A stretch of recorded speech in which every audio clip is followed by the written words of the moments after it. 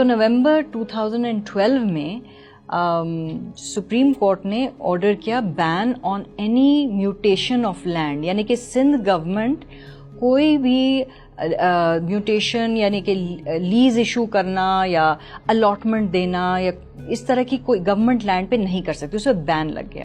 یہ خبر بحریہ ٹاؤن مینجمنٹ کے لیے شاکنگ تھی، کیونکہ وہ اور ان کے سندھ کے لوکل پارٹنرز منصوبے کی مکمل تیاری کر چکے تھے. مگر وہ کہتے ہیں نا، ہمارے سندھ میں ہر 2 نمبر کام نمبر 1 طریقے سے کیا جاتا ہے، تو اس الو کو سیدھا کرنے کا طریقہ بھی ڈھونڈ لیا گیا. اب ان کے پاس یہ آلریڈی منصوبہ اس پہ وہ کام شروع ہو چکا تھا، تو انہوں نے اس کو سرکموینٹ کرنے، بائی پاس کرنے کے لیے کیا کیا کہ یہ جو الاٹمنٹ اور یہ سب جو میوٹیشن کا جو ہے نا فنکشن، یہ ایکچولی سندھ گورنمنٹ کا ایک ڈپارٹمنٹ ہے called BOR، board of revenue, اس کے پاس تھا. ٹھیک ہے، مگر چونکہ وہ گورنمنٹ ڈپارٹمنٹ وہ کچھ یہ میوٹیشنز وہ نہیں کر سکتے تھے اب یہ بین کے بعد. تو انہوں نے کیا کیا کہ ملیح ڈیولپمنٹ اتھارٹی ہے اس کے DG کو انہوں نے یہ اختیار دے دیا کہ وہ لینڈ کو کنسالیڈیٹ کر سکیں. آپ کو میں کنسالیڈیشن کا بتاتی ہوں.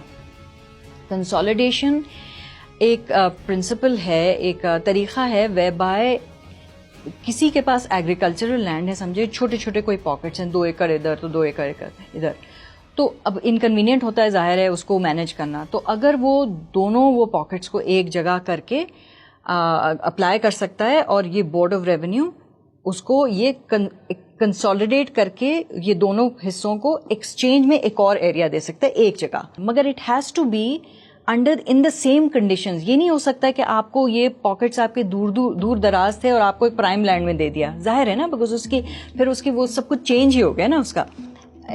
کچھ 2014 میں بحریہ ٹاؤن کے کچھ لوگوں نے یہ کیا کہ دور دراز ایریاز سے انہوں نے چھوٹے چھوٹے پرائیویٹ لینڈ خریدنا شروع کیے.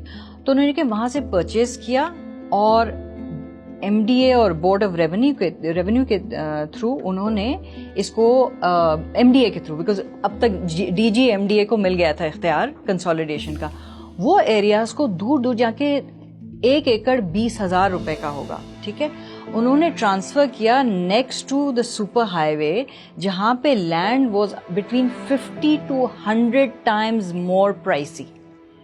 اچھا، نہ وہ جو کنسالیڈیشن کا جو وہ ہے لا میں الاؤڈ ہے، وہ ہے صرف maximum 16 acre for agricultural purposes. ٹھیک ہے، تو انہوں نے پورے وہ لا جو اوور آرچنگ لا کو کمپلیٹلی وائلیٹ کرتے ہوئے وہ گورنمنٹ وہ ایریا کو یہاں پہ کنسالیڈیٹ کیا، پرائیویٹ لینڈ کو on government land, expensive government land پہ شفٹ کر کے اس میں دکھایا. ٹھیک ہے، تو بحریہ نے کیا کیا، بیچ میں جو ایریاز ہیں وہ بھی ٹیک اوور کر لیے. اور پھر 21 مارچ 2019 کو فیصلہ آ گیا.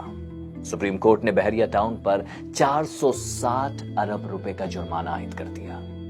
یہ پاکستان کی تاریخ کا سب سے بڑا جرمانہ تھا.